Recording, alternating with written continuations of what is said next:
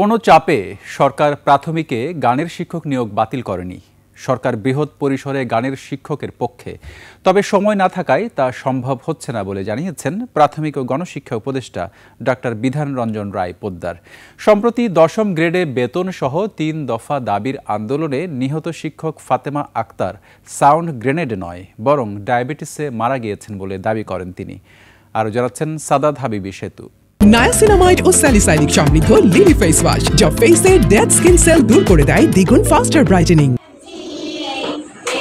গত 28 আগস্ট সরকারি প্রাথমিক বিদ্যালয় শিক্ষক নিয়োগ বিধিমালা 2025-এর গেজেট জারি করা হয়। এতে সহকারী শিক্ষক সঙ্গীত ও সহকারী শিক্ষক শারীরিক শিক্ষা নামে দুটি নতুন পদ সৃষ্টি করা হয়। এ নিয়ে ধর্মভিত্তিক বিভিন্ন রাজনৈতিক সামাজিক সংগঠন আপত্তি তোলে। সরকারও প্রাথমিকে সঙ্গীত শিক্ষক নিয়োগ বাতিল করে প্রজ্ঞাপন দেয়। আপনি গানের শিক্ষক দেওয়ার দুঃসাহস দেখান, তাহলে বাংলাদেশের জনগণ ঐক্যবদ্ধ হয়ে আপনাকে চেয়ার থেকে নামিয়ে দেবে ইনশাআল্লাহ।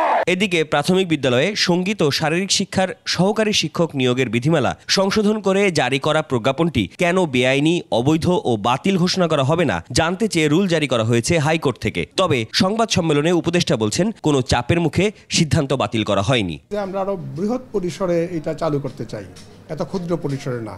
এর মানে হচ্ছে এই যে সরকার নীতিগতভাবে এটাকে সমর্থন করছে। এদিকে 8 নভেম্বর 10ম গ্রেডের মর্যাদা দেওয়া সহ 3 দফা দাবিতে মহাসমাবেশে পুলিশের অ্যাকশনের সময় অসুস্থ হয়ে চিকিৎসাধীন অবস্থায় মারা যান শিক্ষক ফাতেমা আক্তার। প্রাথমিক ও গণশিক্ষা মন্ত্রণালয়ের দাবি, সাউন্ড গ্রেনেড কিংবা পুলিশের লাঠিচার্জে মারা যাননি ফাতেমা। উনি ক্রনিক রোগে ভুগছিলেন দীর্ঘদিন ধরে, আনকন্ট্রোল ডায়াবেটিস, এবং সেই জন্য কিন্তু ওনার ডায়াবেটিসের যে কমপ্লিকেশন, অ্যাসিডোসিস এবং তারপরে সেপসিসও ডেভেলপ করেছেন, সেজন্য মারা গিয়েছেন। ফলে গ্রেনেডের প্রসঙ্গ, মানে সাউন্ড গ্রেনেডের প্রসঙ্গটা হচ্ছে গিয়ে একটা কোইন্সিডেন্স মাত্র। এই আন্দোলনের যৌক্তিকতা নিয়েও নিজের অবস্থান জানান উপদেষ্টা। তারা যে দাবি করে আমরা তাদের ফেভারে এবং আমরা তাদের হয়েই কাজ করতেছি, ফলে তারা কোনো আন্দোলন যায় নাই। এই ভুইফুট 4টা সংগঠন তারা একটা অযৌক্তিক দাবি নিয়ে আন্দোলন গেছে। সাদাত হাবিবি সেতু, 21 টেলিভিশন, ঢাকা।